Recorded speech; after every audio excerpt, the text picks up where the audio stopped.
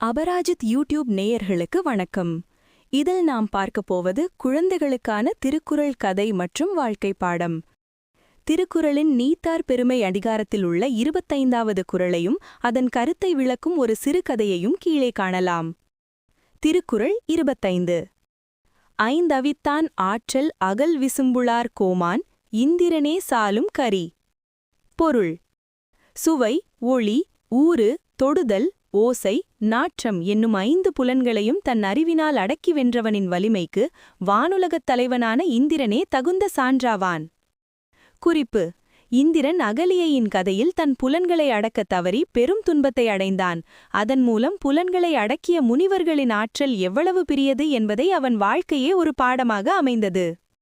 சிறுகதை: மனதை வென்ற மாணவன். ஒரு குருகுலத்தில் பல மாணவர்கள் கல்வி பயின்று வந்தனர். அவர்களில் சோமன் என்பவன் எப்போதும் உணவின் சுவைக்கும் அழகான ஆடைகளுக்கும் தூக்கத்திற்கும் அதிக முக்கியத்துவம் கொடுப்பான். ஆனால் மதி என்ற மாணவன் மிகவும் அமைதியானவன். எதற்கும் சலனப்படாமல் தன் கல்வியில் மட்டும் கவனம் செலுத்துவான். ஒருமுறை குரு அவர்கள் இருவரையும் அழைத்து ஒரு சவாவை வைத்தார். நாளை ஊரில் பெரிய திருவிழா நடக்கிறது.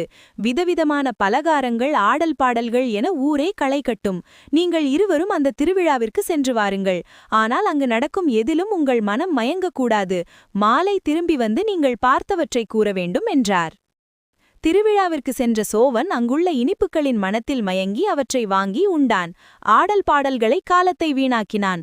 ஆனால் மதி அங்குள்ள கூட்டத்தையும் உணவுகளையும் கவனித்தான். ஆனால் இவை அனைத்தும் தற்காலிகமான இன்பங்களே என்று தன் ஐம்புலன்களையும் கட்டுப்படுத்தி குரு கொடுத்த வேலையை மட்டும் மனதில் கொண்டு அமைதியாக திரும்பினான்.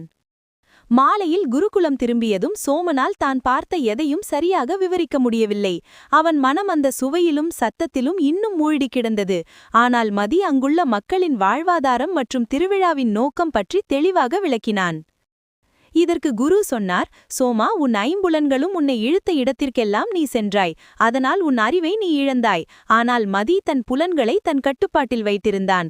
எவன் ஒருவன் தன் 5ஐயும் அடக்கி அந்த தேவேந்திரனை விடவும் மேலான ஆற்றலை பெறுகிறானோ அவனை இந்த உலகத்தை வெல்வான். அதற்கு மதியே சாட்சி.